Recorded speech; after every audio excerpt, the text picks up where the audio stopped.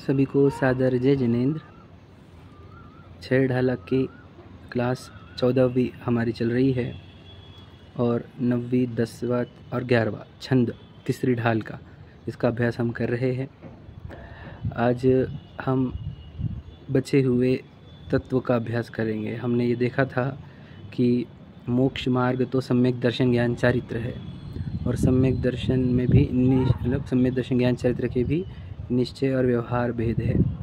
निश्चय सम्यक दर्शन तो यही है कि हमें अपने चेतन वस्तु का आत्म तत्व का विश्वास हो जाए कि मैं तो चेतन महातत्व हूँ, तो इसका विश्वास हो जाना वो निश्चय सम्यक दर्शन है। और जिसे ये इस बात का विश्वास नहीं होता उसे जिनेंद्र भगवान ने 7 तत्व दिए हैं। 7 तत्वों के अभ्यास करके उसका निर्णय करना, श्रद्धान करना, वह व्यवहार सम्यक दर्शन कहा है। उसमें से हमने जीव तत्व का अभ्यास किया, अजीव तत्व का अभ्यास किया, आश्रव तत्व का अभ्यास किया, है ना।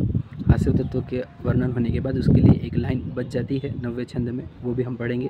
अभी हम वो संवर, निर्जरा, मोक्ष, ये सभी तत्व और बंध तत्व रह गया है, वो तत्व 4 तत्वों का अभ्यास आज करेंगे।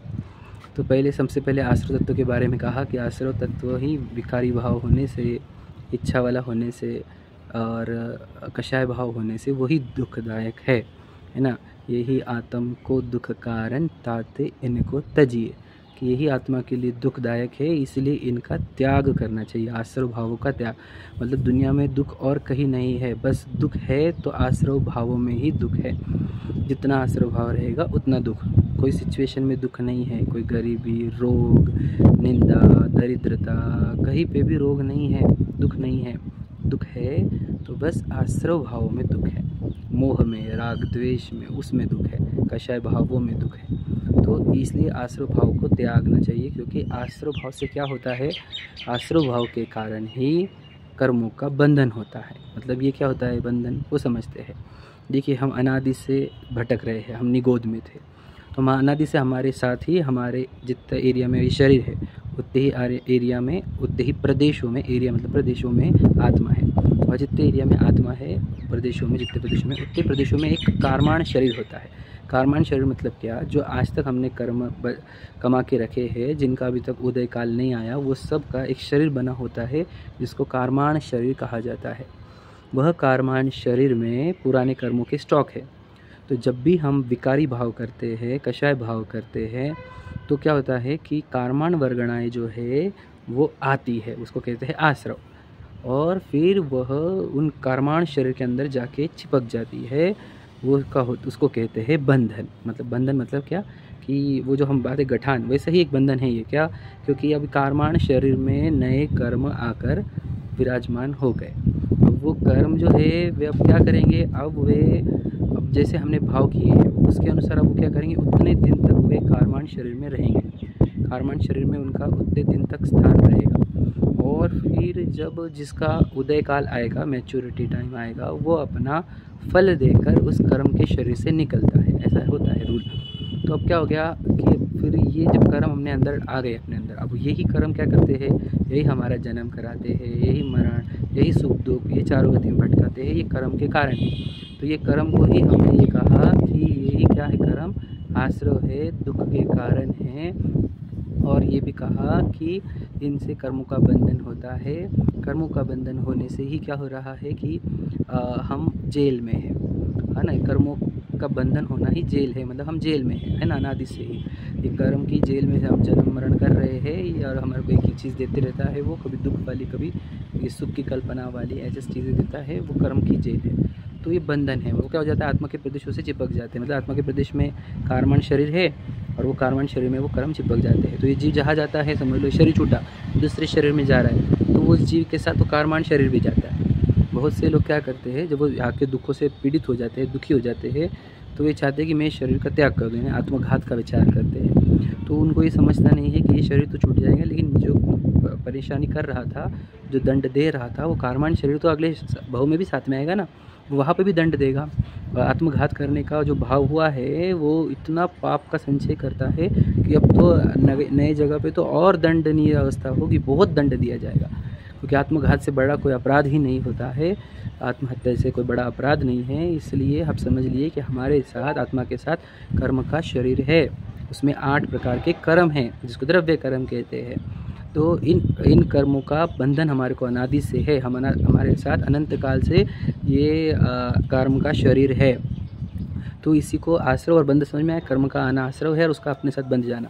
फिर वो क्या करते हैं, एक एक करके फल देते हैं। मतलब जैसे जिसका जिसका मैच्योरिटी आएगा, जिसका उदय काल आएगा, वो अपना फल देते हैं और निकलते हैं। तब तक हम क्या करते हैं, और आश्रव बंध कर लेते हैं और नए कर्म का स्टॉक आते रहता है। तो निरंतर कर्म का स्टॉक आते रहता है और कुछ अपना फल देकर निकलते रहता है। ऐसा निरंतर प्रक्रिया चल रही है अनादि से संसार की। तो ये जो वापस कर्म आना, फिर वापस फल देना, फिर हम वापस नए कर्म बांधते, वापस नए कर्म आना, वापस फल देना, फिर हम दुखी हो जाते, वापस कर्म बांधना, ऐसी प्रक्रिया अनंत काल से चल रही है। ये इसको संसार चक्र कहते हैं। ये बताया था पहली ढाल में भी। अभी संसार चक्र का अंत कब आएगा? इस संसार चक्र का अंत तब आता है जब हम संवर भावना करते हैं, संवर तत्व का अवलंबन करते हैं, प्रकट करते हैं। मतलब संवर तत्व मतलब क्या? संवर तत्व का अर्थ ये है कि हमने सीधी कर्मों की भाषा में बोले तो हमने कर्मों का आना रोक दिया। क्या? कि नए कर्म आ ही नहीं सकते। तो ये कैसे पॉसिबल हुआ कि कर्म आ ही नहीं रहे? इसलिए हुआ क्योंकि हमने क्या कर दिया, कषाय जो है जिससे कर्म आते थे, उन भावों को, कषाय भावों को, जिसको अग्नि कहा जाता है, उसको हमने शमन कर दिया। कषाय का शमन मतलब क्या? हमने अब कषाय कम कर दी हमारी। मतलब क्या? जब भी कुछ अच्छा बुरा हमारे साथ होता है तो अच्छा होने पर हम ज़्यादा प्रसन्न नहीं होते, बुरा हुआ तो हम दुखी नहीं होते, समता भाव का धारण करते हैं हम, है ना।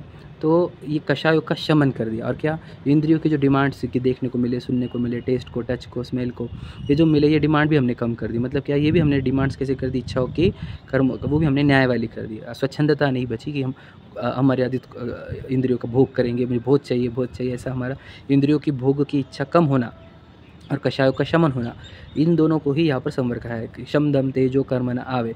कि कषाय शमन कर दी और इंद्रियों का भी दमन कर दिया, यानी इंद्रियों की भी इच्छा कम कर दी, कषायों की इच्छा कम कर दी। तो इच्छा कम होने से समता भाव प्रकट हुआ, उससे आनंद आने लग गया, क्योंकि अब हमारे कोई इच्छा ही नहीं बची। तो निर्वांचक हो गए हम, तो सहज भाव में आ गए, कोई चिंता नहीं, कोई डर नहीं, कोई भय नहीं, है ना। तो ये कब होता है? जब हम अपने आप को चेतन स्वीकारते हैं। मैं जब स्वयं को समझ लेता हूँ कि मैं तो जीव हूँ, ये शरीर भिन्न है, जब मैं चेतनता का स्वीकार करता हूँ तब मुझे ऐसा होता है कि मेरा कषाय शांत होती है और मेरे इंद्रियों की डिमांड्स भी कम हो जाती है, तो आनंद प्रकट होता है। तो संवर ही वो तत्व है जहाँ पे आनंद प्रारंभ होता है। जिसके पास संवर नहीं है वो किंचित भी आनंदित नहीं, क्योंकि वो आश्रव भाव में है। वो आश्रव भाव में होने से, विकारी भाव में होने से, कषाय भाव में होने से दुखी है।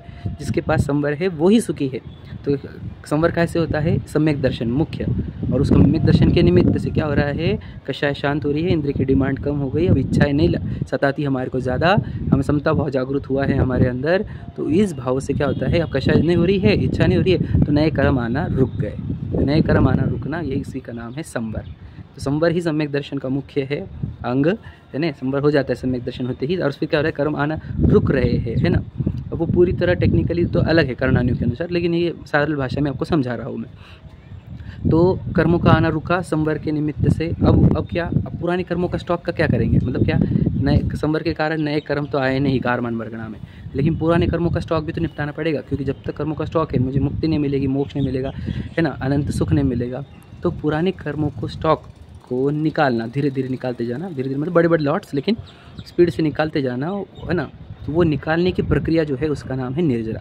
कारमान शरीर में से कर्मों के लॉट निकालना जाए, है ना। कितने कर्म हमारे पास? अनंत राशि है, कर्म राशि। तो उसमें से बड़े बड़े लॉट निकालते जाना, उसको कहेंगे निर्जरा। तो ये कर्म के लॉट निकलते किससे है? प्रश्न ये है। तो यहाँ से कहा है कि इच्छा निरोधः तपः, कि इच्छा का जो निरोध करता है, मतलब इच्छा का पूर्णतः अभाव करता है, तो उसको को कहा जाता है तप। समझ रहे? कि जो इच्छा का अभाव करना सो तप है, तपश्चरण है, और तप से होती है निर्जरा। तप सा निर्जरा च, तो तप से ही निर्जरा होती है। मतलब क्या? जिसने अपनी इच्छा का अभाव किया, पूर्णतः इच्छा का अभाव किया और तपश्चरण अंगीकार किया, वह जीव कर्मों के लॉट निकाल सकता है। एग्जाम्पल के लिए तपश्चरण के तो 12 प्रकार होते हैं। तो समझ लें हमने भोजन का उपवास किया, तो आज हमने भोजन संबंधी सब इच्छाओं का नाश किया। एग्जाम्पल है तपश्चरण का, स्मॉलेस्ट एग्जाम्पल। तो बड़े तपश्चरण तो अलग होते हैं, और फिर हमने आधा भोजन किया, रस नहीं लिया, आदि आदि। तो ये सब होते हैं तपश्चरण के प्रकार, बाह्य तप, फिर अंतरंग तप। इन तप के कारण ही कर्मों की निर्जरा होती है। क्यों? क्योंकि हमने देखो आज इच्छाओं का नाश किया ना हमने, जितने हमने तपश्चम बढ़ाया उतनी इच्छा का नाश हुआ। तो क्या हुआ? पुराने कर्म फल दे रहे थे निरंतर हमारे को, और हमने वहाँ पर इच्छा नहीं करी। तो क्या हो रहा है? वो कर्म जो आके फल दे रहे थे, हम समता भाव में रहे, इच्छा नहीं करी, राग द्वेष नहीं किया, इसलिए क्या हो गया? वो फल देकर निकल गए, नया कर्म आया ही नहीं, क्योंकि संवर चल ही रहा था, और क्योंकि हमने स्वयं को पहचान लिया कि मैं तो जीव हूँ। और मुझे मेरे राग द्वेष घटाने हैं, मुझे कषाय नष्ट करनी है, ये हमारी मान्यता हो गई थी, संवर हो गया था। अब हमने क्या करा कि पुराने कर्म जो फल दे रहे हैं हमारे को, जो पुराना स्टॉक है वो फल दे रहे, तो हम उस फल में हम शांत रह गए, हमने रिएक्ट नहीं किया। डोंट रिएक्ट बोले जाते हैं ना, बस रिएक्शन, जीरो रिएक्शन पे आ गए हम। तो जीरो रिएक्शन पे कौन आ सकता है? तो मुनिराज आ सकते हैं। वो जीव दीक्षा लेता इसीलिए है क्योंकि वो तपश्चरण कर सके और पुराने कर्मों का स्टॉक निकाल सके। तो मुनिराज क्या करते हैं, कोई उपसर्ग भी कर दिया तो शांत भाव रह जाते। क्यों? क्योंकि पता है इनको कि ये जो उपसर्ग करने वाला है ये पुराने कर्मों का स्टॉक है ना, वो इसके निमित्त से, इस व्यक्ति के निमित्त से हमारे पुराने कर्मों का स्टॉक निकलते जा रहा है। तो क्या करते हैं, समता भाव धारण करते हैं, इसको उपसर्ग विजय करना कहते हैं। जब वे उपसर्ग विजय करते हैं तभी तो क्या होता है, पुराने कर्मों का स्टॉक निकल गया, नया बंधन हुआ ही नहीं। अगर उपसर्ग के काल में अगर वो दुखी हो जाते, समझ लीजिए उपसर्ग के काल में दुखी हो जाते और राग द्वेष कर लेते तो फिर तो और नया बंधन हो जाता, फिर आश्रय हो जाते, बंद हो जाते, है ना। और वो क्या करे, संवर तो उन्होंने कर ही चुका है कि मैं तो राग द्वेष करूँगा नहीं, है ना। और फिर क्या हो रहा है कि उन्होंने अब इच्छा पूरी तरह जीरो कर दी। कोई उपसर्ग कर रहा है, जलती हुई सेगड़ी सिर पर रख रहा है, आभूषण रख रहा है, मरा हुआ सांप रख रहा है, ऐसे सब दृष्टांत हमने देखे हैं। 4 दिन वो स्याल निखारी, 2.5-3 दिन जो भी है। तो वो ये सब प्रसंग में उन्होंने क्या किया, इच्छा नहीं होने दी। मतलब वो अब समझ लो कोई उपसर्ग हो रहा है तो राग नहीं किया, अच्छा है, द्वेष नहीं किया कि हटाओ, कुछ भी नहीं, समता भाव रूप रहे। तो क्या हुआ, समता भाव रूप कैसे क्या रह पाए? क्योंकि उसने पहचान लिया कि मैं जीव हूँ, मेरे साथ कुछ नहीं हो रहा, जो हो रहा है देह के साथ हो रहा है। ये भेद ज्ञान हो चुका और संयम भी आ गया कि वो जब देह के साथ कुछ होता था पहले हमारी रिएक्शन निकलती थी, हमने उस रिएक्शन पे कंट्रोल लाया। कैसे? संयम के माध्यम से हमने धीरे धीरे संयम पालन किए, खुद के ऊपर कंट्रोल लाया। अब हमारे से रिएक्शन, अब हमने हमारे रिएक्शन पे, हमारे मतलब रिप्लाई पे हमने पूरी तरह रोक ला ली है ना। तो हमने अब क्या कर लिया कि वो जब उपसर्ग कर रहा है तो शांत रह के मनराज, तो क्या होगा, फिर ऐसे करते करते उनके पुराने कर्म फल देते जा रहे हैं और वे कर्म उसमें राग द्वेष नहीं कर रहे, उनके कर्म निकलते जा रहे, समझ रहे, इसको कहते हैं निर्जरा। कार्मण वर्गणाओं में से निरंतर कर्म निकलते जा रहे हैं और नया कोई स्टॉक आ रहा नहीं, तो क्या आ रहा है, स्टॉक आउट होते जा रहा है फटाफट, समझ रहे। तो अभी वापस सेल चल रहा है, लॉट सेल का, है ना, किसमें, निर्जरा के काल में कर्मों में समस्त वो स्पीड से स्टॉक आउट हो रहा है, ठीक है। फिर अब होगा क्या कि जब कर्मों का एकदम स्पीड से लॉट कम होते जाएंगे, स्टॉक आउट होते जाएगा, तो एक दिन ऐसी पोजीशन आएगी जिस दिन कर्मों का लॉट पूरा खत्म हो जाएगा, कर्मण शरीर ही खत्म हो जाएगा। उस कर्म के शरीर का खत्म हो जाना, कर्मों का खत्म हो जाना, उसी का नाम मोक्ष तत्व है ना। तो वहाँ पर होता क्या है कि मोह जो है हमारा वो भी क्षय हो जाता है। मोक्ष में मोह का भी नाश हुआ, दर्शन मोहनी, चारित्र मोहनी, और कर्मों का भी पूरा स्टॉक खत्म हुआ। और कर्मों का स्टॉक खत्म होने से अब वो कर्म, मतलब वो जेलर दोनों नष्ट हो गए। तो अब क्या, अब वो ना जन्म मरण करा सकता है, ना दुखी कर सकता है हमारे को, है ना हमारे साथ अच्छा बुरा करने को कोई प्रसंग खड़ा करेगा, ना इधर फेंकेगा ना उधर फेंकेगा। अब हमारे को कोई कर्म नहीं बचा, तो अब हम पूर्ण मुक्त हो गए। तो पूर्ण मुक्त मतलब सिद्ध भगवान जो हमने पढ़े थे, निकल परमात्मा। तो पूरे कर्मों का नाश हो गया। तो अब हमारे पास ना हमारे को द्रव्य कर्म है, ना भाव कर्म है, ना नो कर्म है। अब हम सिद्ध भगवान बन जाएंगे, समझ रहे। तो हम सिद्ध भगवान बन जाते हैं, उसी का नाम मोक्ष तत्व है।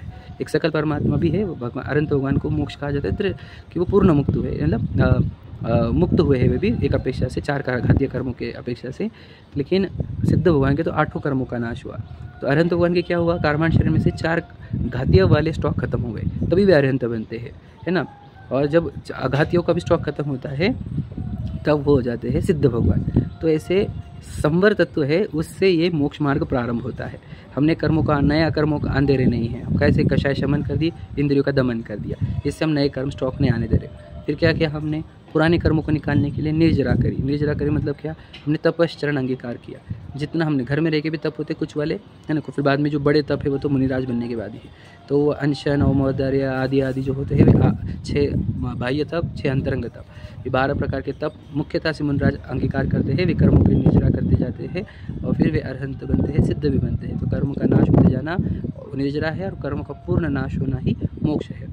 तो अब वो जन्म मरण क्यों नहीं करते भगवान जी, सिद्ध भगवान, क्योंकि अब उन्होंने वो कर्मों का वो स्टॉक ही खत्म कर दिया, है ना। तो अब वापस उनको कर्म आते नहीं, भाव कर्म भी नहीं करते, खोटे भाव भी नहीं होते, ना कर्म आते हैं, ना फिर शरीर मिलेगा ही नहीं। वो जेल ही खत्म हो गई, वो जेलर ही खत्म हो गया था, वो कोई जन्म मरण करने का प्रश्न नहीं होता।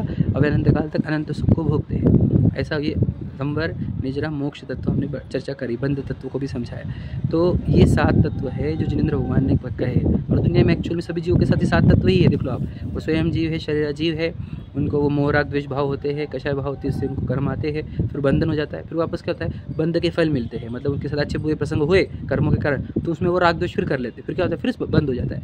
ऐसा ही संसार पूरा जन्म मरण कर रहा है अनंत काल से। मैं भी ऐसे ही कर रहा था, है ना, सभी तीर्थंकर भी पूर्व में ऐसे ही कर रहे थे। तो यही संसार है। और फिर इसमें निकलने का उपाय क्या है? संवर निजरम। फिर जिसने क्या किया? पुराने कर्मों के फल में कषाय भी नहीं करी, इंद्रियों की इच्छा भी नहीं करी, है ना, पुराने कर्मों को भी तपश्चरण के माध्यम से निकाला, तो वो मोक्ष को प्राप्त हुआ। तो ये 7 तत्व है, सच्चे तत्व है, यही वस्तु स्वरूप है। तो ये 7 तत्वों को जैसा जिनेंद्र भगवान ने कहा है वैसा श्रद्धान करना ही व्यवहार सम्यक दर्शन है। तो ऐसे 7 तत्वों का वर्णन हमारा पूरा हुआ। 7 तत्वों का विश्वास करने के बाद ही आपको ये विश्वास होगा कि मैं आत्मा हूँ, है ना। इस 7 तत्वों का बहुत गहराई से, एकदम सूक्ष्मता से हमने इसका अभ्यास करना चाहिए, चिंतन करना चाहिए और फिर इसका विश्वास करना चाहिए, है ना, कि 7 तत्व होते हैं, मुझे आश्रय बंध छोड़ने हैं, संवर निजरा मोक्ष प्रकट करना है, ठीक है। तो और ये मैं जीव तत्व हूँ, शरीर अजीत तत्व है, मेरे संयोग जो जितने भी है वे अजीत तत्व है मेरे लिए, ऐसा विश्वास करना है। तो अब आपको ये 7 तत्व सिखाएंगा कौन? कहाँ मिलेगी सीखने को? तो कहते हैं जिनेंद्र भगवान, देव जिनेंद्र गुरु परिग्रह बिन धर्म दया जुत सारो, कि आपको जिनेंद्र भगवान के पास ही ये 7 तत्व सुनने को मिलेंगे, या उनकी वाणी जिनवाणी में ही 7 तत्व सुनने को मिलेंगे, या परिग्रह से रहित, है ना, जो गुरु परिग्रह बिन है, 24 परिग्रह रहित जो मनिराज है, वे ही आपको ये 7 तत्व सिखाएंगे, है ना। उनसे ये 7 तत्व सीखने को मिलेंगे और 7 तत्व सीखने से आपको सम्यक दर्शन होगा। इसलिए ये 7 तत्व बताने वाले सच्चे देव शास्त्र गुरु ही होते हैं। इसलिए ये 7 तत्वों को समझाने में निमित्त देव शास्त्र गुरु होने से वही व्यवहार सम्यक दर्शन के कारण हैं, है ना। देव, गुरु और शास्त्र यही आपके व्यवहार सम्यक दर्शन के कारण है। इसीलिए उनकी हम पूजा करते हैं, देव शास्त्र गुरु। क्यों? क्योंकि वो जो हमारे को सिखाएंगे 7 तत्व से हमारे को व्यवहार सम्यक दर्शन, और व्यवहार सम्यक दर्शन से होगा हमारा निश्चय सम्यक दर्शन। इसलिए सच्चे देव शास्त्र गुरु ही हमारे सम्यक दर्शन के कारण हैं, है ना। और फिर कुगुर कुदेव कुधर्म के पास गए आप, है ना, तो समझ लेना अब आपका अब बिगड़ जाएगा। अब क्या हो जाएगा? अब आपको सच्चे 7 तत्व सुनने को मिलेंगे नहीं, कुछ भी कुतत्व सिखाया जाएगा, आश्रयबंध सिखाए जाएंगे, उससे और संसार बढ़ेगा। इसलिए सच्चे देव शास्त्र गुरु ही उस सम्यक दर्शन का 7 तत्व को समझाने में निमित्त है, इसलिए वो ही सम्यक दर्शन के कारण हुए, ठीक है। फिर अब कह रहे हैं कि अब सम्यक दर्शन होता कैसा है, उसका स्वरूप बता रहे हैं कि सम्यक दर्शन को पहचाने कैसे और उसको प्रकट कैसे करें। हाँ, समझ रहे क्या? कैसे प्रकट किया जाता है और उसको पहचाने कैसे जाता है। तो कहते हैं सम्यक दर्शन के 8 अंग होते हैं और 25 दोष होते हैं, ठीक है। मतलब क्या कि 8 अंग, मतलब क्या, 8 क्वालिटीज। सम्यक दर्शन के अंदर 8 क्वालिटीज़ होती है, गुण होते हैं, है ना, जिससे सम्यक दर्शन पहचाना भी जाता है, प्रकट भी किया जा सकता है। और उसके अंदर 25 दोष होते हैं। मतलब क्या, जिसको सम्यक दर्शन होता है उसके अंदर ये 25 दोष नहीं होते हैं, समझ रहे, वो इन 25 दोषों को टालता है, तब इसको सम्यक दर्शन प्रकट होता है, या उसके जीवन में ये 25 दोष दिखेंगे ही नहीं आपको, ठीक है। फिर या फिर उसके अंदर 4 भावनाएँ होंगी, तो उसका वर्णन अपने प्रैक्टिस में क्या कि देखो, 4 भावना और 8 गुण और 25 दोष, 4 भावना, ठीक है। तो 8 गुण कौन से है? तो वहाँ पर वैसे 25 दोष की शुरुआत करी तो वो बता देता हूँ, 8 मद होते हैं। तो 8 मद मतलब 8 प्रकार के अहंकार, घमंड, ईगो, वो भी वर्णन सब आने वाला है, आगे वहाँ पे पढ़ेंगे। 8 मद, फिर 6 अनायतन, मतलब 6 जगह, उल्टी जगह जहाँ पे धर्म नहीं मिलता है तभी हम जाते हैं, तो उसको कहते हैं 6 अनायतन। 3 मूर्खता, 3 मूर्खता की बात हुई है। और फिर शंकादिक 8 दोष कहे हैं, मतलब क्या, शंका, कांक्षा, विचिकित्सा आदि आदि, इसलिए समझ लेना आप। तो ये होते हैं 25 दोष, 8, 8, 16, 6, 22 और 3, 25। तो ये 25 दोष होते हैं जो हमारे को सम्यक दर्शन में बाधा पहुंचाते हैं, जिसके कारण सम्यक दर्शन प्रकट नहीं होता। फिर आप बताएं 8 गुण कौन से होते हैं? तो ये जो 8 दोष बताए शंका, कांक्षा वाले, उसी के विरुद्ध में 8 गुण होते हैं। मतलब क्या, निशंकित, निकांक्षित, निर्विचिकित्सक, अमूढ़ दृष्टि, उपगुण, स्थितिकरण, वात्सल्य, प्रभावना, इसके विरुद्ध 8 दोष होते हैं जो ऊपर अपने गिनाए। तो ये 8 अंग का अभ्यास भी बहुत अच्छा है, आवश्यक है, आप पढ़ेंगे अगले इसमें। तो 8 अंग हो गए, 25 दोष हो गए, और फिर 4 भावना का बात करिए, प्रशम, संवेग, आस्तिक्य और अनुकंपा। तो प्रशम में ये होता है कि उसका सांसारिक कार्य की उसकी रुचि घट जाती है ना, कषाय घट जाती है, सांसारिक कार्य की रुचि घट जाती है ना। संवेग में उसको धर्म के कार्य में तत्परता रहती है, बहुत उत्साह रहता है, और संसार का भय भी रहता है ना, ये संवेग में। फिर आस्तिक्य में उसको जो जो जिनेंद्र भगवान ने कहा है, वैसे 6 द्रव्य, स्वर्ग, नरक, मोहराग, द्वेष भावों को आश्रय भाव कहना, 7 तत्वों का उसका एक विश्वास चलते रहता है, वो उसका आस्तिक्य है। और अनुकंपा, उसको ये लगता है कि सभी जीवों का कल्याण हो, सबका मंगल हो, ऐसी जो उसकी भावना चलती है उसको अनुकंपा कहा है। तो ऐसे सम्यक दर्शन के 8 अंग, 25 दोष और 4 भावनाओं का वर्णन हुआ, जिसका विस्तार अपन बाद में अगले इसमें करेंगे। परंतु ये सम्यक दर्शन को अच्छे से धारण करो। अभी उसके सम्यक दर्शन की महिमा क्या है वो भी आने वाली है, बहुत महिमावान होता है सम्यक दर्शन। वो प्राप्त हो गया मतलब मोक्ष ही प्राप्त हो गया। अगर आपके जीवन में ये प्रकट हो रहा है, समझ लेना आप निकट काल में अभी मुक्ति आने वाली है, और ऐसा आपका भाग्य है। अब ये सीख रहे हो इतने गहराई से, आपका निकट काल में कल्याण हो, मंगल हो, सम्यक दर्शन प्रकट हो, इसी मंगल भावना के साथ जय जिनेंद्र।